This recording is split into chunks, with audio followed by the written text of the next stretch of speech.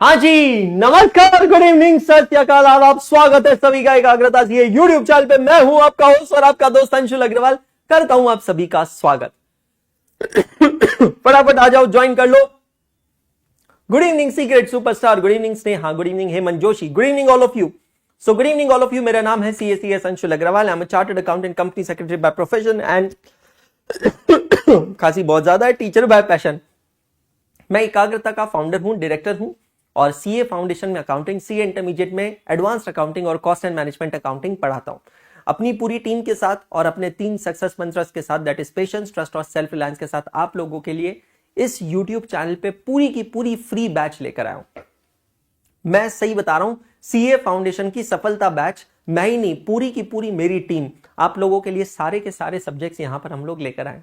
तो आप May 25 aspirant है या September 25 एस्पायरेंट है या उसके बाद के एस्पायरेंट है, आप ये बैच को, ये प्लेलिस्ट को जरूर यूज करें अच्छे से। Ghosh Babu good evening. Good evening. Okay, क्या लिखा है? हेलो सर, सॉरी सर, इतने दिनों बाद क्लास में आया हूं। एक्चुअली मैं सिटी में इंटरनेट शटडाउन कर दिया गया था because of clash between 2 communities, but मैंने प्रीवियस क्लासेस कंप्लीट कर लिया था। ओह दैट्स अमेजिंग यार। कुणाल गुड इवनिंग, आदि गुड इवनिंग, सुभोजीत, अनुष्का, प्रतीक्षा, सभी जने आ जाओ, फटाफट वीडियो को लाइक करो, अटेंडेंस मार्क करो। मेरा टाइम नोट कर लीजिएगा, मंडे टू फ्राइडे शाम को 6 बजे इसी यूट्यूब चैनल पर सफलता बैच आप लोगों के लिए चल रही है। और जो डेडिकेटेड तरीके से हम लोगों से पढ़ना चाहता है, May 25 वालों के लिए एग्जाम ओरिएंटेड बैच है। अभी भी आप सब्सक्रिप्शन ले सकते हैं, आप फुल सिलेबस का भी ले सकते हैं और चैप्टर वाइज भी, आप सब्जेक्ट वाइज भी ले सकते हैं। और अगर आप September 25 एस्पायरेंट है तो 1 अप्रैल से हमारी नई बैच चालू हो रही है, वो आप ज्वाइन कर सकते हैं। ये QR कोड आप लोगों के लिए, यहां पर आपको सारे सब्जेक्ट्स का, सारे टीचर्स का कंटेंट मिल जाएगा। नाउ लेट्स गेट स्टार्टेड और let's get straight into it. दोस्तों, आज हम लोग यहां पर टॉपिक चालू करने वाले हैं, उसका नाम है डेप्रीसिएशन एंड अमोर्टाइजेशन। जो लोग मुझसे आज जुड़े हैं, इस टॉपिक से जुड़े हैं, हम लोग बेसिक्स ऑफ अकाउंट्स कंप्लीट कर चुके हैं, bank reconciliation is done, rectification of error is done, bills of exchange is done. आज हम लोग चालू करें डेप्रीसिएशन अमोर्टाइजेशन, इसके बाद अगला टॉपिक होने वाला है इन्वेंट्री वैल्यूएशन। ठीक है, ओके। बिल्कुल भाई, मेरी भी है पटवा जी, बिल्कुल प्लेलिस्ट है, लेकिन मैं उससे कुछ और बेहतर कर रहा हूं और कुछ और बेहतर होने में थोड़ा समय लगता है, तो बस आप थोड़ा रुक जाइए। वैसे अभी आपको चैप्टर वाइज प्लेलिस्ट मिल जाएगी जो मैं आपको दिखा देता हूं। Just give me a minute. Patwa ji ने कहा है तो दिखा देते हैं यार।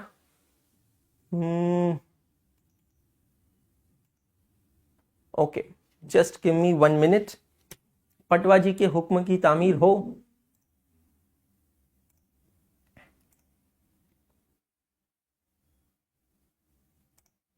Okay, just a minute Patwa ji. ये देखिए, ये हमारा YouTube चैनल है एकाग्रता CA। इस चैनल पे आप नीचे स्क्रॉल डाउन करेंगे तो स्क्रॉल डाउन करने के बाद आपको यहां पर एक सेगमेंट दिखाई देगा। पढ़िए क्या लिखा है यहां पर, सफलता batch CA foundation accounting for May September 25 by CACS Anshul Agarwal.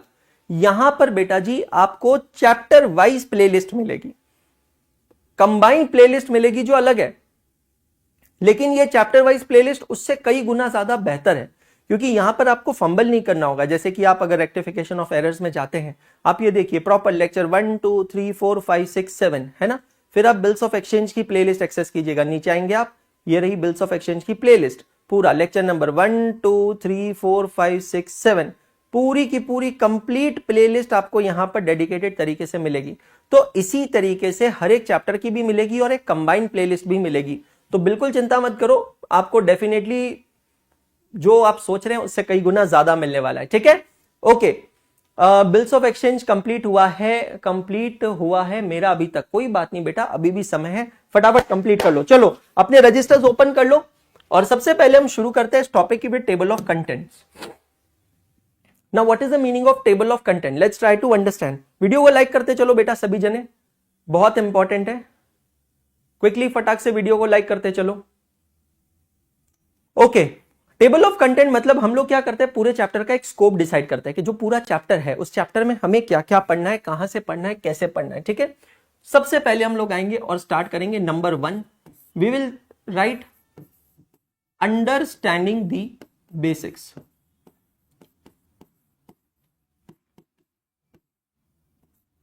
Understanding the basics. तो डेप्रीसिएशन एंड अमोर्टाइजेशन के सारे बेसिक्स हम लोग यहां देखने वाले हैं। ये मैं मोस्टली आज की क्लास में कवर करूंगा। Asset, expenditure, short term, long term, matching principle of accounting, depreciation का कंसेप्ट क्यों आया है, क्या है, ये सब कुछ हम लोग यहां पर देखने वाले हैं। ठीक है। दूसरी चीज, ये सब हो जाने के बाद what are the various factors affecting depreciation? What are the various factors affecting depreciation? ये हम लोग यहां पर देखने वाले हैं। इसके बाद में अकाउंटिंग एंट्रीज के बारे में हम लोग बात करेंगे। उसके बाद में हम लोग देखेंगे What are the various methods of depreciation? अलग अलग मेथड्स हम लोग यहां पर देखने वाले हैं, अलग अलग मेथड्स को हम लोग यहां पर समझने वाले हैं। और उनमें से है सबसे पहले straight line method, also known as fixed instalment method. क्या नाम है? Straight line method, also known as fixed instalment method. उसके बाद हम लोग देखेंगे written down value method, also known as reducing balance method. फिर हम लोग देखेंगे 3 ऐसी मेथड्स जो एक ही फैमिली से बिलोंग करती है। Machine hour rate method,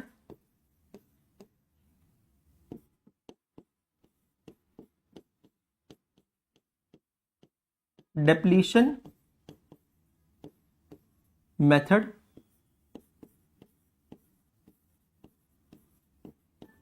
production unit method. तो बेटा जी ये जो तीनों मेथड्स है ना, ये एक फैमिली की है, मतलब एक सिंगल चीज से रिलेटेड है, वो हम यहां पे देखने वाले हैं। Good evening Shreya, good evening all of you. ठीक है। उसके बाद में sum of the digits of years method, sum of the digits of year method. कुछ अलग है, कुछ नया है, वो हम देखने वाले हैं। We are going to see revaluation method. Then number 5,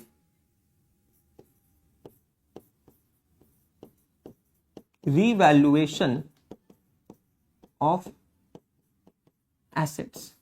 अब revaluation 2 टाइप का हो सकता है। It can be upward revaluation और it can be downward revaluation। ये पूरी टेबल ऑफ कंटेंट की लिस्ट बहुत ज्यादा काम आने वाली है, बिकॉज ये लिस्ट बनाकर हमें पूरे चैप्टर का स्कोप समझ में आने वाला है। बेटा जी क्या है, कितना पढ़ना है, कितना नहीं पढ़ना है। रीवैल्यूएशन ऑफ एसेट से रिलेटिंग प्रोविजंस हम देखेंगे, किस तरीके से कैलकुलेशंस होता है वो हम समझेंगे। उसके बाद में हम लोग देखेंगे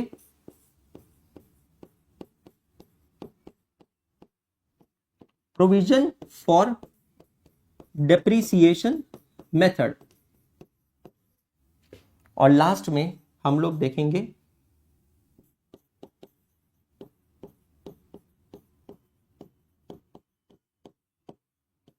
अमोर्टाइजेशन ऑन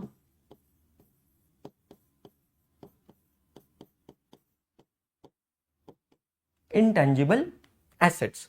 तो कुल मिलाकर ये हमारा पूरे चैप्टर का स्कोप है, आप देख सकते हैं ना। ये सारे पॉइंट्स हमें एक एक करके पढ़ने, आराम से पढ़ लेंगे, कोई फिक्र नहीं, कोई चिंता नहीं। साथ में नोट्स आप लोग बनाते जा रहे हैं, ऐसी मैं उम्मीद कर रहा हूं।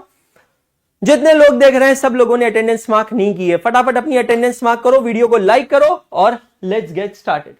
दोस्तों कभी भी कोई भी बिजनेस अगर हमें चालू करना है तो हमें सबसे पहली चीज जिसका ध्यान रखना होता है उसे हम कहते हैं what are the various factors of production.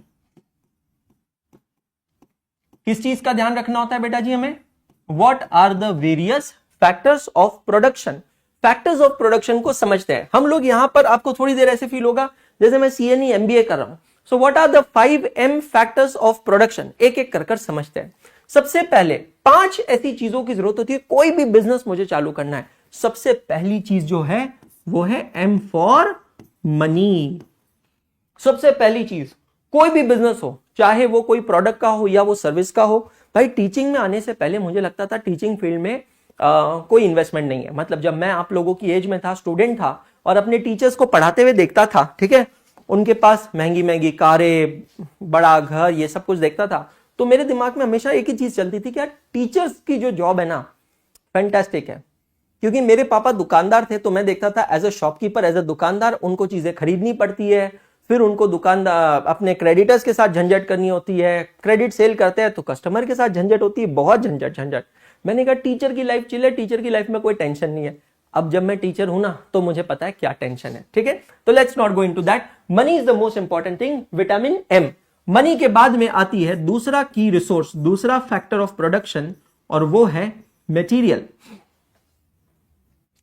यार ये बहुत इंपॉर्टेंट चीज है। दो लोग सेम प्रोडक्ट बना रहे हैं, लेट्स टेक एग्जांपल पिज्जा, लेकिन एक बंदे का पिज्जा बिकता है, दूसरे का नहीं बिकता है, क्योंकि एक बंदा जो मटेरियल यूज करता है वो बहुत अलग है। तो मटेरियल जो है ये बहुत मायने रखता है। मैं एक बार एक होटल गया था, बैंगलोर की बात है, एक होटल गया था और वो इटालियन चाइनीज होटल था। होटल का नाम था शंग्रीला, और वहां पर सारा चाइनीज स्टाफ, चाइनीज शेफ थे। तो वहां पर ना हम लोगों ने पिज्जा ऑर्डर किया था। तो अब यार पिज्जा तो मतलब मुझे लगा होगा डोमिनोज वोमिनोज टाइप, कुछ अलग ही पिज्जा आया। तो अजीब सा लग रहा था खाने में, मेरे को समझ नहीं आया। तो मैंने शेफ को बुलाकर पूछा यार एग्जैक्टली है क्या।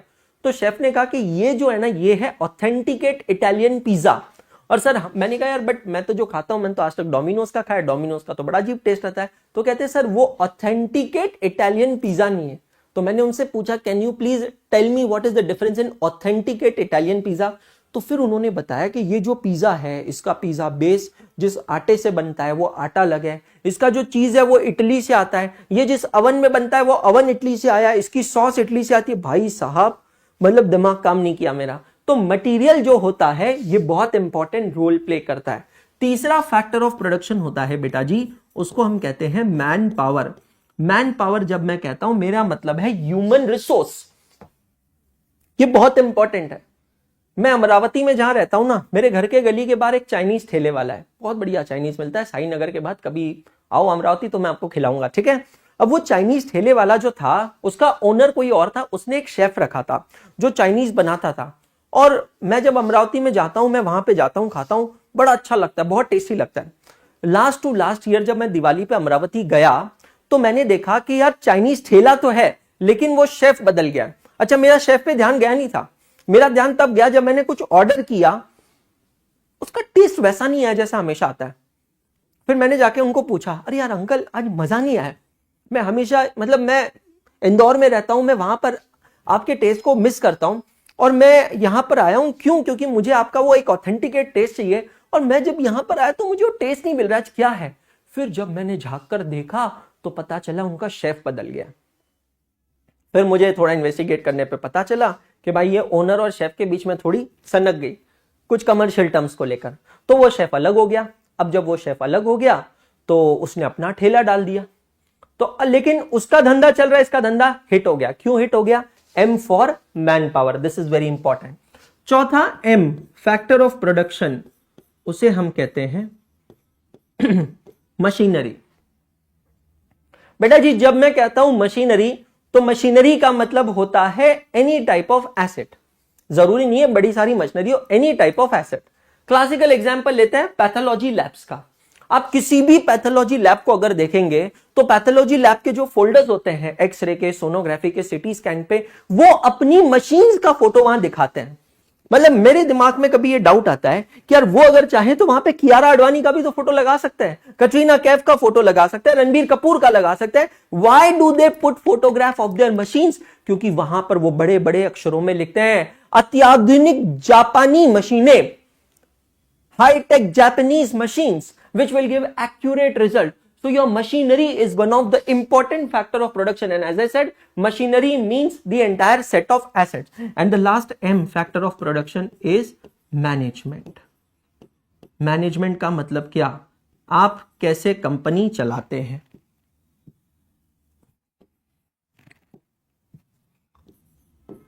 दोस्तों इतिहास गवाह है, कई सारी कंपनियां इसलिए फेल हो गई है, कई सारे ब्रांड इसलिए फेल हो गए क्योंकि उनका प्रोडक्ट अच्छा नहीं था। चलो ठीक है, कई सारे ब्रांड्स इसीलिए फेल हो गए क्योंकि उनका प्रोडक्ट बहुत अच्छा था लेकिन उनकी मार्केटिंग अच्छी नहीं थी। चलो ये भी समझ में आता। लेकिन कई सारे ब्रांड जिनका प्रोडक्ट अच्छा, मार्केटिंग अच्छा, कस्टमर बेस तगड़ा, सब कुछ तगड़ा, फिर भी फेल हो गए बिकॉज ऑफ इम्प्रॉपर मैनेजमेंट, क्योंकि वो कंपनी मैनेज नहीं हो पाई अच्छे से। और इसका क्लासिक एग्जांपल है जेट एयरवेज। अभी मैं इस सेशन के अंदर बात नहीं कर रहा हूं लेकिन बाद में किसी दिन बात करेंगे। सुबोजीत दादा ने ऑलरेडी लिख दिया लाइव चैट में जेट एयरवेज। भाई किंगफिशर और जेट एयरवेज में ना बहुत अंतर है। आप सब लोगों को लगता है कि हाँ यार ये दोनों एविएशन इंडस्ट्रीज है, दोनों एयरलाइंस कंपनी है, दोनों में फ्रॉड हुआ है इसलिए दोनों कंपनीज बंद हुई। Well let me tell you, Kingfisher Airlines बंद होने का रीजन हाँ आप फ्रॉड कह सकते हैं, लेकिन जेट एयरवेज का जो बड़ा रीजन है बंद होने का वो है मिसमैनेजमेंट। किसी और दिन उसके ऊपर डिटेल में चर्चा करेंगे, ये टेक्निकल सेशन है। मैं ये कहना चाहता हूं कि ऑल सेट एंड डन, अगर किसी को भी धंधा करना है, किसी को भी बिजनेस करना है, तो उसके पास ये 5M फैक्टर ऑफ प्रोडक्शन होने चाहिए, ये 5 फैक्टर्स ऑफ प्रोडक्शन होने चाहिए। And for every factor of production, क्योंकि ये आपके बिजनेस के कॉन्ट्रीब्यूटरी है, ये आपके बिजनेस में कॉन्ट्रीब्यूट करते हैं, ये आपका बिजनेस चलाते हैं। For any and every factor of production you need to pay something in return, जिसे आप टेक्निकली लॉ में कहते हैं consideration. Something in return, consideration. So what is the consideration for money? आप जब पैसा लेते हैं तो आप उसके बदले क्या पे करते हैं? इंटरेस्ट पे करते हैं। बोरोड मनी पे जो भी आप अमाउंट पे करते हैं वो क्या होता है बेटा जी? वो इंटरेस्ट होता है। क्लियर हो गया? नेक्स्ट, मटेरियल जब आप लेते हैं तो उसके लिए आप क्या पे करते हैं? मटेरियल को खरीदते हैं तो आप परचेस कॉस्ट इंकर करते हैं। मैन पावर, ह्यूमन रिसोर्सेस को आप क्या देते हैं? आप देते हैं सैलरी, आप देते हैं वेजेस, आप देते हैं परक्विजिट्स। परक्विजिट्स का मतलब होता है non monetary benefit. Salaries, wages, perquisites, non monetary benefit. पहले मैनेजमेंट पे जाते हैं। मैनेजमेंट को आप क्या पे करते हैं? मैनेजमेंट को पे करते हैं आप dividend, share of profit, capital appreciation, capital appreciation. लेकिन अब हम आते हैं मशीनरी पे। व्हाट डू वी पे टू मशीनरी? नाउ अंडरस्टैंड, अगर मशीन आपने रेंट पे ली है, किराए पे ली है, आपने हायर की है, तब तो मशीन पे आप पे करते हैं किराया, जिसे हम कहते हैं हायर चार्जेस। लेकिन मेरा सवाल यहां पर आप लोगों के सामने यह है कि what if the fixed assets are owned? अगर आपकी खुद की फिक्स एसेट्स है जिसपे आप कोई किराया पे नहीं कर रहे हो, तो क्या उसका मतलब यह है कि इस फैक्टर ऑफ प्रोडक्शन का कोई कंसिडरेशन नहीं बनता है? And the answer to that question is a big no. इसका जो कंसिडरेशन बनता है उसे हम कहते हैं डेप्रीसिएशन। तो इसको मैं यहां पर भी लिखता हूं। तो what is a depreciation? It is a consideration to owned fixed assets, है ना? यहां क्या लिखा है हर्ष भाई ने? सर मैं सीए फाउंडेशन जनवरी 25 स्टूडेंट हूं सर, मेरा सब एग्जाम अच्छा गया लेकिन मैथ्स में सिर्फ मेरे 37 आउट ऑफ 10 बन रहे हैं, तो मैं 25 की तैयारी स्टार्ट करूं या रिजल्ट का वेट करूं? ऑब्वियसली भाई स्टार्ट करना है ऑब्वियसली स्टार्ट करना है। ये तो मैंने कई सारे वीडियोस डाले हैं आपके रिजल्ट के बाद, उसी में बोल दिया है रिजल्ट का इंतजार मत करो, क्योंकि इस दुनिया में सबसे बेहतर रिजल्ट जानने वाला आपके अलावा और कोई नहीं है। मैं भी नहीं हूं, आपके पेरेंट्स भी नहीं है, वैल्यूअर भी नहीं है। पेपर आप लोगों ने दिया है तो आपसे बेहतरीन किसी को नहीं पता है कि आपका रिजल्ट क्या आएगा, तो आपको रिजल्ट का इंतजार करना ही नहीं चाहिए। जिस दिन पेपर खत्म हुआ उसी दिन आपका रिजल्ट आप लोगों के सामने था। ठीक है, चलो लिखा सबने? Now understand,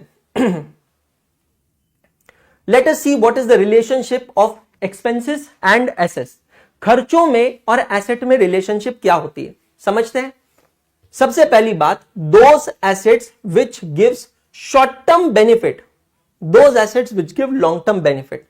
Those assets which give short term benefit, short term को आप कैसे डिफाइन करते हैं? A term for a period of less than 12 months। मतलब उन खर्चों का जिनका बेनिफिट्स मुझे शॉर्ट टर्म के लिए मिलता है, 12 महीने से कम समय के लिए मिलता है, उसे हम कहते हैं रेवेन्यू एक्सपेंडिचर। लेकिन जिन खर्चों का, those assets, those expenses which gives long term benefit, वो खर्चे जिनका बेनिफिट मुझे 12 महीने से ज्यादा के लिए मिलता है उसको मैं कहता हूं capital expenditure. Revenue expenditure results into creation of current assets. क्या बनता है रेवेन्यू एक्सपेंडिचर की वजह से? करंट एसेट्स, जैसे कि इन्वेंट्री बनती है, कैश इन हैंड रहता है, बैंक बैलेंस होता है, शॉर्ट टर्म इन्वेस्टमेंट होती है, एक्सेट्रा होता है। लेकिन जो कैपिटल एक्सपेंडिचर होता है it results into creation of non current also known as fixed assets. ये टर्म्स ध्यान रखना, कंपनी अकाउंट्स में काम आएंगे, क्योंकि कंपनी अकाउंट्स में there is no term like fixed asset, there is non current assets. Example land, building, machinery, furniture, vehicles, patent, copyright etcetera. मतलब simple सा थॉट अगर आप यहां पर ये रखोगे ना बेटा, जेब से निकलने वाला हर एक पैसा खर्चा होता है। फिर से रिपीट करता हूं, ध्यान से सुनना। जेब से निकलने वाला हर एक पैसा खर्चा होता है, पर हर एक खर्चा एसेट नहीं होता है। ट्रू और false? Give me answer in the live chat. मैं फिर से रिपीट करता हूं, जेब से निकलने वाला हर एक पैसा खर्चा होता है, लेकिन हर एक खर्चा एसेट नहीं होता है। ट्रू या false? Give me answer, true या फॉल्स? शुभजीत दादा ने यहां पर सबसे पहले जवाब दिया है, सीक्रेट सुपरस्टार ने दिया है, रविराज, श्रेया, स्नेहा श्रीवास्तव, आयुष सिंह, प्रतीक्षा कामले, कुश शाह, हर्ष सिंह, बहुत बढ़िया, सायम दास। सही बात है, the correct answer is true. जेब से निकलने वाला हर एक पैसा खर्चा होता है, ये सही है, लेकिन हर एक खर्चा एसेट नहीं होता है। क्यों? इसके बहुत सारे फैक्टर्स हैं, और उसमें से एक फैक्टर जिसको मैंने यहां डिफाइन किया है वो है टर्म ऑफ द बेनिफिट। वो जो खर्चा आप कर रहे हो उस खर्चे से आपको कितने समय तक बेनिफिट मिलेगा। जैसे गाड़ी में जाकर पेट्रोल भरवाना, ये रेवेन्यू एक्सपेंडिचर है। गाड़ी में पेट्रोल भरवाया कब तक चलेगा? थोड़े समय तक चलेगा। लेकिन नई गाड़ी खरीदना ये कैपिटल एक्सपेंडिचर है। अब दोनों में अंतर क्या है? इन दोनों ही चीजों में आपके जेब से पैसा जा रहा है, money is going out of your pocket, and then when money is going out of your pocket you are actually paying for it. ये आपका खर्चा हो रहा है, and therefore it is which expenditure? Capital expenditure. Now types of fixed assets, intangible fixed assets and tangible fixed assets. Intangible fixed asset किसे कहते हैं? Intangible मतलब वो चीज जिसको आप देख नहीं सकते। हम भगवानों को, हम इंसान को भगवान ने कुछ सेंसेस दिए हैं। हम इंसान को भगवान ने कुछ सेंसेस दिए हैं, इसको तेरे नाम बनाते हैं। राधे राधे। हाँ, हम इंसान को भगवान ने कुछ सेंसेस दिए हैं, जैसे कि सबसे पहले दिए ये आंखें, तो ये हमारा सेंस है। ये सेंस हमें क्या देता है? विजन। इस विजन से हम लोग क्या करते हैं? एनएसपी, नैन सुख प्राप्ति। भगवान ने ये खूबसूरत दुनिया बनाई है, इस दुनिया में ये खूबसूरत खूबसूरत प्राणी बनाए। क्यों बनाए? किसके लिए बनाए? देखने के लिए बनाए हैं। अरे अगर तुम प्रकृति की इस खूबसूरती को नहीं निहारोगे, तुम प्रकृति की इस खूबसूरती की तारीफ नहीं करोगे, तो आखिर प्रकृति ये खूबसूरती कैसे बनाएगी? अच्छा, कृति सेनन है ये? नहीं यार, इतनी बुरी नहीं है भाई, है ना? शी इज जेलस, इसलिए कृति सेनन कह रही है। ठीक है, सबसे पहले दिया विजन। उसके बाद आपको भगवान ने और क्या सेंसेस दिए हैं? नोज। नोज किस लिए दिया है? ताकि आप इसको स्मेल कर सको। हैंड्स दिए हैं। हैंड्स किस लिए दिए हैं? ताकि आप उसे टच कर सके, फील कर सके। समझ में आ रहा है? तो हमें भगवान ने ये सारे अलग अलग सेंसेस दिए हैं। अगर मैं अपने सेंसेस से किसी को देख सकता हूं, किसी को छू सकता हूं, महसूस कर सकता हूं, तो फिर वो क्या है? वो है टेंजिबल। टेंजिबल मतलब जिसका कोई फिजिकल सब्सटेंस होता है। इट्स लाइक तुझे छूने को दिल करे, तुझे पाने को दिल करे। अगर आप उसे छू सकते हैं, महसूस कर सकते हैं, टच कर सकते हैं, देख सकते हैं, तो वो टेंजिबल है। इनटेंजिबल मतलब क्या? जिसको आप देख नहीं सकते हैं, जिसको आप छू नहीं सकते हैं, महसूस कर सकते हैं। ओ स्त्री कल आना, तो आप समझना वो होगा इनटेंजिबल। ठीक है, तो इनटेंजिबल का एग्जाम्पल क्या हो गया? एग्जाम्पल ले लेते हैं इनटेंजिबल के।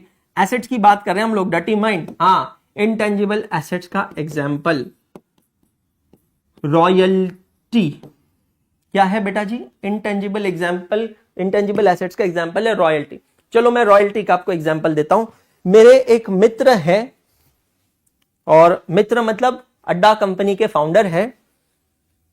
उन्होंने मुझे ये एक बुक रेकमेंड की है। ठीक है, बहुत अच्छे पर्सन है, बहुत अच्छे इंसान है, मेरे बहुत अच्छे दोस्त हैं, और उन्होंने देखा कि अभी बीच में मैं बड़ा परेशान था, बहुत बहुत एंजाइटी हो रही थी और बहुत भसड़ मची पड़ी थी जिंदगी में, ठीक है, भसड़ के कारण कुछ और। तो उन्होंने मुझसे कहा कि अंशुल, आप जिस पोजीशन पे बैठे हो, मतलब मैनेजमेंट में बैठे हो, अरे मैं अड्डा कंपनी के फाउंडर की बात कर रहा हूं पगली, तो आप जिस लेवल पे बैठे हो ना, उस लेवल पे एक चीज समझना कि सामने से जो भी तीर आएगा ना, वो सबसे पहला तीर आपको लगेगा, ठीक है। तो आपको ना ये किताब पढ़नी चाहिए। उन्होंने ये किताब मुझे रेकमेंड की, the 3 laws of performance, the 3 laws of performance, rewriting the future of your organisation and your life. तो उन्होंने जब देखा कि यार मैं बहुत परेशान हूं अपनी जिंदगी में जो चल रही है भसड़ उन सब से, तो उन्होंने मुझे ये बुक रेकमेंड की और उन्होंने कहा कि अंशुल यार, आपको एक सिंपल सी चीज समझनी है, आपको गिव अप नहीं करना है, आपको अपनी लाइफ को रीराइट करना है, आपको अपनी ऑर्गेनाइजेशन को, आपको एकाग्रता को रीराइट करना है। और चलो ठीक है, एकाग्रता भी रह नहीं रहे, आपको खुद को रीराइट करना है। क्योंकि मैं हमेशा कहता हूं, CA is not heart of life, it is just one part of life. जान है तो जहान है। तो उन्होंने कहा ये किताब पढ़ो और इससे आपका काफी मेकओवर होगा। आज ये मुझे अमेजोन से रिसीव हुई है, अब मैं पढ़ना स्टार्ट करूंगा। अब बेटा एक बात बताओ, ये जो किताब है, इस किताब के जो ओनर है, मतलब जो राइटर है, ऑथर है, ये राइटर ने, ऑथर ने किताब तो लिख दी। अब जब ये किताब लिखी है और इसकी ये किताब एक कॉपी मैंने अभी यहां खरीदी है, तो आपको क्या लगता है ओनर को उस पर पैसा मिलता होगा या नहीं मिलता होगा? मतलब मेरे माइंड में एज ए लेमैन तो बहुत सिंपल सा सवाल है, यार इतनी मेहनत करके किताब लिखी है यार, इतनी मेहनत करके, और जब ये किताब लिखी है तब ये किताब से मैं पैसा कैसे कमाऊंगा? My simple question is, how does an owner writer earns money on this book? मैं जब यहां देखता हूं तो ये बुक रिटन बाय कुछ और है लेकिन पब्लिश्ड बाय कोई और है। तो इसका मतलब क्या है? मैं आपको बताता हूं इस पे आंसर क्या है। दोस्तों, एक ऑथर जब किताब लिखता है तो वो किताब को क्या करवा लेता है? कॉपी राइट करवा लेता है। बहुत बढ़िया शुभजीत दादा, बहुत बढ़िया आंसर दिया। वो किताब को क्या करवा लेता है? Copy right. कॉपी राइट का मतलब है राइट टू कॉपी। मतलब सरकार की एक एजेंसी है इंटेलेक्चुअल प्रॉपर्टी राइट्स की, उस एजेंसी के पास जाकर आप उसे कॉपीराइट करवाते हैं। मैंने भी अपनी जो किताबें लिखी है उसको कॉपीराइट करवाई है। अब ये कॉपीराइट करवाने से क्या होता है? मेरा लीगल अधिकार क्रिएट हो जाता है उस किताब के ऊपर के अब वो जो किताब है वो मेरा कंपोजिशन है और किसी और का नहीं है। समझ में आया? अब समझना क्या होता है। अब एक पब्लिकेशन हाउस यहां पर पिक्चर में आता है। क्या हो गया मियां, परेशान हो? हाँ, अब यहां पर ना पिक्चर में आता है एक पब्लिकेशन हाउस। तो ऑथर वो होता है जो सिर्फ किताब लिखता है। इसके पास मशीनरी थोड़ी होती किताब प्रिंट करने की, इसके पास मार्केटिंग चैनल थोड़ी होता कि कौन कौन सी दुकानों पे किताब बेचना चाहिए। वो काम होता है एक पब्लिकेशन का। पब्लिकेशन एक कंपनी होती है, कमर्शियल एंटरप्राइज होती है, जिसका काम है अलग अलग ऑथर्स की किताब को प्रिंट करना और उसे बेचना।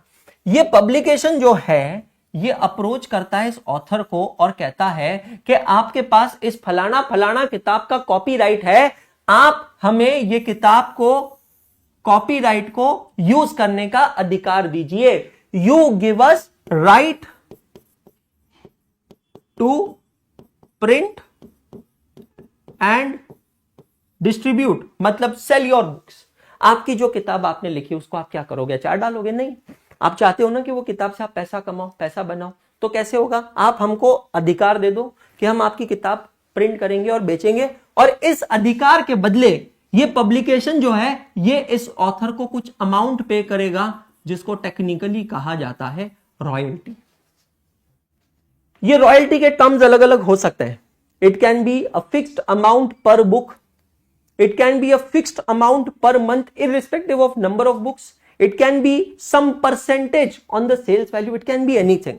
तो ऑथर को यहां पर फिक्स्ड इनकम होती रहेगी। क्लासिक एग्जांपल देखना है, मुझे क्लास में कहना नहीं चाहिए बट क्लासिक एग्जांपल है इसका मूवी बागबान। बागों पे हर फूल को अपना समझे बागबान। भैया घर में जब भी पिक्चर चले ना, बाहर चले जाइए। हाँ, मैं सच बता रहा हूं, चाहे आप कितने भी अच्छे बच्चे क्यों ना हो, मम्मी पापा के कितने आदर्शवादी हो, उससे कोई फर्क नहीं पड़ता। बागबान मूवी घर में अगर देख लिया ना भैया, उसके बाद बता रहा हूं मम्मी पापा का आप पे शक बढ़ जाएगा। उसके बाद मम्मी की आंखों से आंसू, पापा के मन में गुस्सा और सब फूटेगा आपके ऊपर। बचपन में भी आपने, मतलब जब आप बोलना नहीं सीखोगे तब भी आपने अगर कुछ किया रहेगा ना, उसका हिसाब बागबान मूवी देखने के बाद निकल जाएगा। राष्ट्रीय मूवी है माँ बापों के लिए। चलो let's not go into details. तो royalty, copyright, patent, trademark etcetera, ठीक है। फिर टेंजिबल एसेट्स। टेंजिबल एसेट्स किसको कहते हैं? जिसको आप छू सकते हैं, जिसको आप महसूस कर सकते हैं, जिसको आप देख सकते हैं। Tangible assets, land, building, plant, machinery, ये सब टेंजिबल एसेट है। फर्नीचर, फिक्सचर, इसके दो टाइप में डिवाइड करता हूं, depreciable, non depreciable. Depreciable assets मतलब which are subject to depreciation. Depreciation का मतलब reduction in value of an asset. क्या हुआ डेप्रिसिएशन का मतलब? Reduction in value of an asset. Non depreciable का मतलब which is not subject to depreciation, इसकी वैल्यू रिड्यूस नहीं होती है, या तो वैल्यू एप्रिशिएट होती है या वैल्यू एज इट इज रहती है। क्या कहा मैंने? या तो वैल्यू एप्रिशिएट होती है या वैल्यू एज इट इज होती है। डेप्रिसिएशन की बात निकली है तो यहां पर क्लासिक एग्जांपल बनता है पिक्चर सूर्यवंशम का। देखा है क्या नहीं देखा सब लोगों ने सूर्यवंशम पिक्चर? भैया राष्ट्रीय पिक्चर है, सेट मैक्स कभी भी चालू कीजिएगा सूर्यवंशम सामने खुलेगी। हाँ, सूर्यवंशम पिक्चर आप लगाएंगे, सूर्यवंशम पिक्चर का वो सीन इमेजिन कीजिए। हीरा ठाकुर जो अपने पिता की नजरों में डेप्रिशिएबल एसेट था, बिल्कुल इज्जत नहीं, पिता उससे बात तक नहीं करते थे, नौकरों से बुरी हालत कर रखी थी पिता की, बेटे की नौकरों से बुरी हालत। घर में बाकी बेटों को इतनी इज्जत मिलती, लेकिन उसको, हीरा ठाकुर को इज्जत नहीं मिलती थी। लेकिन फिर हीरा की जिंदगी में प्रवेश होता है एक लड़की का। लड़की का नाम क्या है? राधा। क्या नाम है? राधा। राधा का प्रवेश होता है हीरा की जिंदगी में, और एक दिन जाकर सामने से राधा हीरा को प्रपोज कर डालती है और कहती है, मैं तुमसे प्यार करती हूं, मैं तुमको पसंद करती हूं, मैं तुमसे शादी करना चाहती हूं, और मैं कल तुम्हारा दरिया किनारे इंतजार करूंगी। अब ये तुम्हें डिसाइड करना है कि मेरी मांग में नहीं, हाँ, मेरे गले में मंगलसूत्र देखना चाहते हो या फांसी का फंदा। राधा ऐसे ओपन डेयरिंग के साथ चैलेंज करके निकल जाती वहां से। वो रात हीरा 2 बजे तक नहीं सोया। रात 2 बजे तक हीरा कंफ्यूज, भाई करे तो करे क्या, करे तो करे कैसे, दिमाग काम नहीं कर रहा। क्योंकि हीरा बोल रहा मेरी यहां पे घर में इज्जत नौकरों जैसी नहीं, मेरे पिताजी बोले तो मेरे को डेप्रिशिएबल एसेट समझ के फुल्ली डेप्रिशिएट कर दिए, मतलब मेरी कोई इज्जत नहीं। और ये लड़की वकील बनने जा रही है, आईएएस बनने जा रही है, इस लड़की के साथ मेरा कैसे ही सेटिंग होगा। बड़ा कंफ्यूज, बड़ा कंफ्यूज। अगले दिन सुबह ही राधा जैसे चैलेंज की, राधा बराबर दरिया किनारे जाकर खड़ी हो गई। मस्त ऐसा ब्लू कलर का ड्रेस डालकर राधा दरिया किनारे सेट हो गई। अब राधा हीरा का वहां इंतजार कर रही, क्योंकि राधा फुल ऑन डेयरिंग में हीरा को धमकी देकर आ गई, मेरे गले में मंगलसूत्र या फांसी का फंदा, तुमको डिसाइड करना। राधा वेट की, हीरा नहीं आया। फिर राधा वेट की, फिर हीरा नहीं आया। फिर राधा वेट की, फिर हीरा नहीं आया। भैया राधा की सनगी, राधा थोड़ी शॉर्ट टेम्पर, राधा सड़गी, राधा थोड़ी शॉर्ट टेम्पर। राधा उठी अपनी जगह से और दरिया में कूदने के लिए आगे गई। जैसे ही राधा दरिया में कूदने के लिए आगे गई, उधर से एक पीपल का पत्ता तैरते तैरते आया, और वो पीपल के पत्ते के ऊपर था मंगलसूत्र। दूसरा पीपल का पत्ता तैरते तैरते आया, उस पे था सिंदूर। क्या सिंदूर ही होता है ना? हाँ, सिंदूर, ये वो फलाना।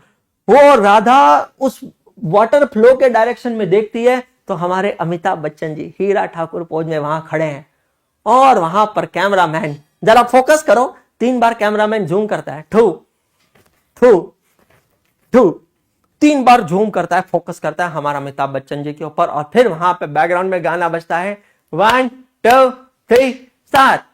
पीतल के पत्तों पे लिख दी दिल की बात, आई है हवाएं लेके पिया जी को साथ। समझ रहे हो? हाँ। फिर शादी के बाद भी बंदा डेप्रिशिएबल एसेट रहता है। कब तक? जब तक बाबूजी ने जहर वाली खीर नहीं खा ली। हाँ, जब बाबूजी ने जहर वाली खीर खाई और बिटुआ को फोन किया, हीरा बेटा, उसके बाद में उसके बाबूजी के मन में उसकी इज्जत बढ़ गई, और वो डेप्रिशिएबल एसेट से क्या बन गया? Non depreciable asset. समझ रहे हो? है ना जबरदस्त? है ना? देखो, छापो छापो सभी जने। जय बात, पूरी मूवी रिवाइज होगी ना? अरे सही मूवी है यार, सही है, अमेजिंग। मतलब वो मूवी जब लगी थी ना, तब सुपर फ्लॉप हुई थी, और आज सुपर हिट है। Marketing, power of marketing. चले आगे। नाउ अब ये तीन टर्म्स को समझ लेता है, डेप्रीसिएशन, डेप्लीशन एंड अमोर्टाइजेशन। मतलब तीनों का सेम है पर तीन अलग अलग टाइप की एसेट्स पे होता है। Let's understand. डेप्रीसिएशन किस पे चार्ज होता है? It is charged on tangible assets. किस पे चार्ज होता है? Tangible assets. अमोर्टाइजेशन ये किस पे चार्ज होता है? ऑन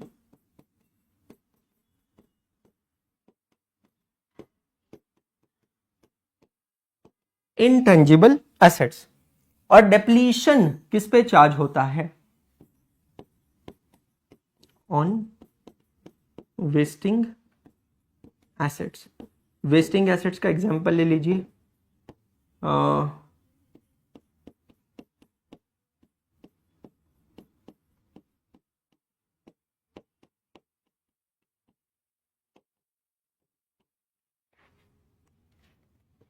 यहीं के यहीं इसी पेज पर नीचे लिख लीजिए, मेरे पास नीचे जगह नहीं है, ऊपर लिख रहा हूं।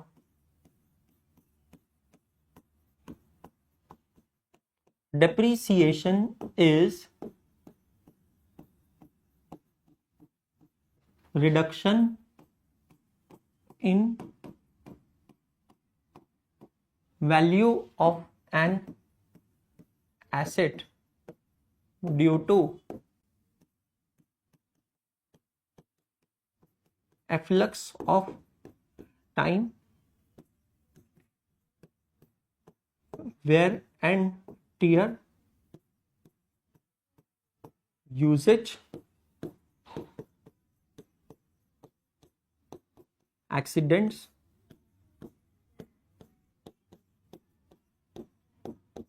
obsolescence, etc. होता इन तीनों का मतलब एक ही है। होता इन तीनों का मतलब तो एक ही है, बट तीनों अलग अलग चीजों पे लगती है। मतलब प्यार तो प्यार है, लेकिन प्यार की परिभाषा इंसान पे निर्भर करती है। मम्मी पापा वाला जो प्यार है वो अलग प्यार है, भाई बहन वाला जो प्यार है वो अलग प्यार है, टीचर स्टूडेंट वाला जो प्यार है वो अलग प्यार है। और समझ रहे हो? हाँ, लाडली समझ गई, हाँ वो अलग प्यार है, समझ। तो डेप्रीसिएशन भी वैसी है। पहली बात, what is depreciation? It is reduction in value of an asset. Depreciation अगर आप सोचोगे तो ये कोई नया अकाउंटिंग का वर्ड नहीं है, ये कोई टेक्निकल वर्ड नहीं है, ये बहुत ही नॉर्मल एक शुद्ध इंग्लिश का वर्ड है। आपने ये वाला टर्म तो सर्टेनली सुना होगा, एप्रीसिएशन। एप्रीसिएशन का जो बिल्कुल एंटोनिम होता है, ऑपोजिट होता है, उसको हम कहते हैं डेप्रीसिएशन। तो एप्रीसिएशन मतलब तारीफ करना। तारीफ करने से क्या होती है? इज्जत बढ़ती है, मतलब वैल्यू बढ़ती है। डेप्रीसिएशन से मतलब वैल्यू घटती है, ये समझिएगा। तो depreciation is reduction in value of an asset. What is depreciation? It is reduction in value of an asset. क्या है रीजंस? कुछ रीजन जिसकी वजह से वैल्यू कम होती है। Efflux of time. Efflux of time मतलब पैसेज ऑफ टाइम। कभी कभी हम एसेट यूज नहीं कर रहे, समय के साथ ऐसे ऐसे धीरे धीरे उसकी वैल्यू ऑटोमेटिकली कम होती जाती है, क्योंकि वो चीज आउटडेटेड होते जाती है, ओल्ड फैशन होते जाती है, due to efflux of time, due to wear and tear. जैसे अब एफ्लक्स ऑफ टाइम का मैं एग्जांपल देता हूं। मैंने बहुत पहले एक लैपटॉप खरीदा था। मैं बड़ा लैपटॉप प्रेमी टाइप का पर्सन हूं और मेरे पास कुल मिलाकर 11 लैपटॉप्स हैं। हाँ 11 है, एक अभी लास्ट मंथ मैंने रिटायर किया तो 12 थे, 11 लैपटॉप्स हैं। तो ये मेरा एक लैपटॉप है, वन ऑफ द लैपटॉप है जो मैंने काफी पहले खरीदा था, ठीक है। इसका नाम है माइक्रोसॉफ्ट सरफेस। ये लैपटॉप आज भी एक ऐसा लैपटॉप है जो लैपटॉप डिटैचेबल है। मतलब ये लैपटॉप ही लैपटॉप नहीं है, ये अपने आप में आईपैड भी है, इसके ऊपर आप लिख भी सकते हो। फुली टच स्क्रीन वाला लैपटॉप है और माइक्रोसॉफ्ट का लैपटॉप है, बहुत अच्छा लैपटॉप है। ये मैंने लिया था 31 मई 2018 को, ठीक है। 31 मई 2018 में ये लैपटॉप मैंने लिया था 1.5 लाख रुपए का। आज भी मैं ये लैपटॉप अपने पास रखा हूं, यूज नहीं करता हूं बट मेरे पास रखा है, क्योंकि 11 लैपटॉप से कौन कौन सा यूज करूंगा मैं, because I just love this laptop. बाद में मैंने एक अपग्रेड भी किया था, इसी का दूसरा वर्जन खरीदा। ये माइक्रोसॉफ्ट सरफेस 5 प्रो है, ये माइक्रोसॉफ्ट सरफेस 3 है और ये 5 प्रो है। 5 प्रो जो है बिल्कुल आप देखोगे हार्डवेयर में कोई चेंज नहीं है, यहां पर भी उसी तरह डिटैचेबल कीबोर्ड है, मैग्नेटिक कीबोर्ड है, आप उसको मैग्नेट से कनेक्ट कर सकते हैं और ये बिल्कुल लैपटॉप बन जाता है। फिर आप जब चाहें उसको आईपैड बना सकते हैं, आईपैड बना के लिख सकते हैं। तो टीचिंग में मुझे बहुत ज्यादा काम आता था, समझ में। अब समझना, आज अगर मैं इसको बेचने जाऊंगा तो आज ये उतने में नहीं बिकेगा जितने में मैंने खरीदा था। क्यों नहीं बिकेगा? ये वाला 1.5 लाख का था, आज 1.5 लाख में नहीं बिकेगा, और ये 2 लाख का लिया था, आज ये 2 लाख में नहीं बिकेगा। क्यों नहीं बिकेगा? क्यों नहीं बिकेगा? मल्टीपल रीजंस है। ये डेप्रिशिएट हो चुका है। क्यों नहीं बिकेगा? Because there is an efflux of time, and सबसे इंपॉर्टेंट है यूजेज है, and there is obsolescence. Now try to understand this obsolescence means what. Obsolescence का मतलब होता है आउटडेटेड हो जाना। चेंज इन टेक्नोलॉजी की वजह से ये लैपटॉप सब आउटडेटेड हो चुके हैं। ये मैं यूज कर लूं, विवान यूज करता है इसको, टाइपिंग सीखता है, वो चीजों के लिए यूज करता है। मैं इस पे अब क्लास नहीं ले सकता, गर्म हो जाता है, एग्जॉस्ट सिस्टम इतना अच्छा काम नहीं करता है। समझ में आ रहा है? तो ये क्या है, ये सिंपल समझ लेना, ये आउटडेटेड हो गया। क्या हो गया? आउटडेटेड हो गया। क्लियर हुआ? पक्का? तो डेप्रिसिएशन क्या है? It is reduction in value of an asset due to efflux of time, wear and tear. जैसे जैसे आप चीजों को यूज करते हो एक नॉर्मल वियर एंड टियर होता है, धीरे धीरे चीजें खराब होती है। गाड़ी देखो हम शोरूम से लेते हैं तो हम देख के लेते हैं, इसमें कोई स्क्रैच नहीं है, कहीं कोई डेंट नहीं है, कुछ नहीं है। सड़क पे जब गाड़ी चलाते हैं तो लगता है ना सब कुछ। आप गाड़ी को बचा के चलाओगे, सड़क से कोई पत्थर उड़ के गाड़ी पे लग गया, आप किसको ब्लेम करोगे? कुछ नहीं कर सकते हो। तो वेयर एंड टेयर होता है, ये नॉर्मल वेयर एंड टेयर है, यूजेज की वजह से होता है। गाड़ियों का चलाने का यूज अलग अलग होता है, लैपटॉप्स का यूज अलग अलग होता है। अब हमारे माननीय आदरणीय श्री जतिन डेमला सर है, वो लैपटॉप को कभी शट डाउन ही नहीं करते। Trust me, he never shut down laptop, he never shut down laptop. मतलब लैपटॉप की स्क्रीन को बंद करते हैं, बाकी लैपटॉप ऑन ही रहता है, एज इट इज उसको बैग में डाल देते हैं। अगर 2 दिन काम नहीं है, वो 2 दिन लैपटॉप चालू रहेगा, वो अपने आप दम तोड़ देगा, मतलब बैटरी खत्म होने से अपने आप दम तोड़ देगा, पर सर उसको शट डाउन नहीं करेंगे। नहीं नहीं नहीं नहीं नहीं नहीं, नेवर। यूजेज है, इंसान का यूजेज है, क्या करेंगे? डिपेंड। एक्सीडेंट, भाई मैं कन्फेशन करूंगा, झूठ नहीं बोलूंगा, गिरते पड़ते रहते हैं लैपटॉप्स हमारे भी। ट्रैवल करते हैं लैपटॉप्स लेकर, एयरपोर्ट पे जाते हैं, होटलों में जाते हैं, इधर उधर जाते हैं, गिरते पड़ते रहते हैं। वेरी सिंपल, एक्सीडेंट्स होते रहते हैं, उससे भी एसेट की वैल्यू कम होती है। ऑब्सोलिसेंस मतलब चेंज इन टेक्नोलॉजी। अब ये reduction in value of an asset जब टेंजिबल एसेट पे होता है तो टर्म यूज होता है डेप्रिसिएशन, जब इनटेंजिबल एसेट पे होता है तो यूज होता है टर्म अमोर्टाइजेशन, और जब वेस्टिंग एसेट्स मतलब ऐसी एसेट जिसको जब आप एक्सट्रैक्ट करते हो तो विद एवरी एक्सट्रैक्शन, समझ लेना, विद एवरी एक्सट्रैक्शन क्या होता है, उसकी वैल्यू घटती जाती है। जैसे कोयले की खदान, कोयले की खदान में क्या है, अब एक जमीन है, जमीन के नीचे कोयले की खदान है, वो कोयला निकालने के बाद उस जमीन की वैल्यू 0 नहीं होगी, कुछ तो वैल्यू बचेगी, क्योंकि लैंड की वैल्यू है, समझना, क्योंकि लैंड की वैल्यू है, बट वो कोयला निकालने के बाद उसकी वैल्यू उतनी नहीं बचेगी, तो वो क्या होगी, डिप्लीट हो जाएगी, है ना। उसको क्या कहते हैं, डिप्लीसिएशन। तो हम लोगों का अभी पहला ऑब्जेक्टिव क्या है इस चैप्टर में, हमारे फाइनेंशियल स्टेटमेंट जो है they should show the true and fair view of the affairs of the business. What is the meaning of the affairs of the business? मुझे पता है आप लोग डर्टी माइंड यहां पे गलत तरीके से सोचोगे। अफेयर्स का मतलब होता है assets and liabilities, incomes and expenses. मेरे जो फाइनेंशियल स्टेटमेंट्स हैं, वो मेरे बिजनेस की सही पिक्चर दिखाए, ऐसे मुझे अकाउंटिंग करनी है। एसेट्स लायबिलिटीज की वैल्यू सही दिखनी चाहिए, इनकम एक्सपेंसेस सही दिखने चाहिए, इवोल्यूशन, और इसी के वजह से there was evolution of the concept of depreciation under matching concept of accounting. Matching concept of accounting दोस्तों, it is known as mother of depreciation. कभी भी ध्यान रखना, हमेशा ध्यान रखना कि इस धरती पे जब भी किसी चीज का निर्माण हुआ है ना, तो निर्माण होने की, इन्वेंशन की कोई ना कोई वजह हुई है।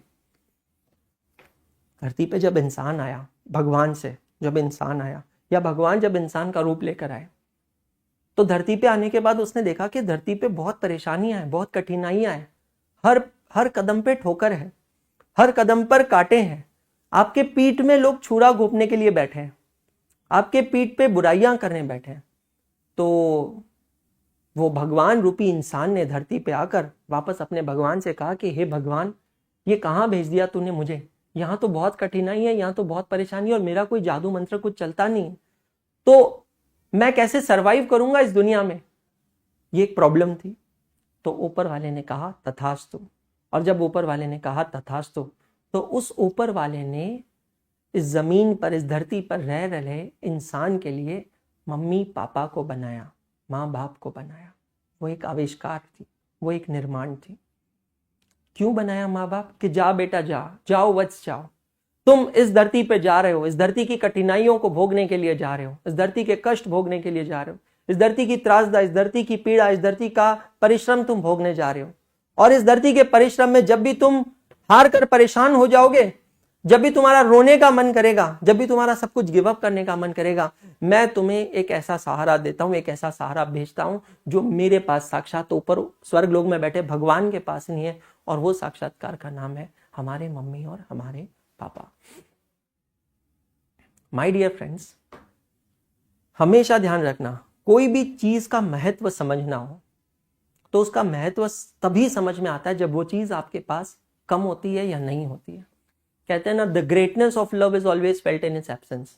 प्यार की कमी तभी रियलाइज होती है, उसका एहसास तभी होता है जब आपका प्यार आपके पास ना हो। तो आपको अगर कोई कंसेप्ट पढ़ना भी है तो वो कंसेप्ट कैसे पढ़ना है, मैं आपको उसका एक बेस बता रहा हूं। आप ये सोचो कि जब वो कंसेप्ट नहीं होता था तब क्या चीज होती थी, तब क्या चैलेंजेस होते थे। तो डेप्रिसिएशन क्यों बना? क्योंकि डेप्रिसिएशन के कंसेप्ट को जन्म देने वाले का नाम है मैचिंग कंसेप्ट या मैचिंग प्रिंसिपल, जिसके बारे में मैं आपको बताऊंगा कल की क्लास में। So thank you so much guys. उम्मीद करता हूं कि आप लोगों को सब कुछ समझ में आया होगा, अच्छे से मेहनत कर रहे होंगे। बहुत अच्छे से मैं भी आपके साथ मेहनत कर रहा हूं, जी जान से आप देख रहे हो, लगा हूं आप लोगों के लिए। इस वीक के अंदर एक दिन मुझे ट्रैवल करना है, पर मेरी कोशिश रहेगी कि मैं लेक्चर रिकॉर्ड करके जाऊं आप लोगों के लिए, ताकि आपकी लर्निंग बनना हो। लेक्चर अगर अच्छा लगा है तो वीडियो को लाइक करें और कमेंट सेक्शन में मुझे कमेंट करके जरूर बताएं कि आपको लेक्चर कैसा लगा है। फिर से मुलाकात होगी कल शाम को 6 बजे। तब तक पढ़ते रहो, सीखते रहो, आगे बढ़ते रहो, क्योंकि पढ़ना बंद तो सीखना बंद और सीखना बंद तो आगे बढ़ना बंद। गुड डे, शब्बा खैर।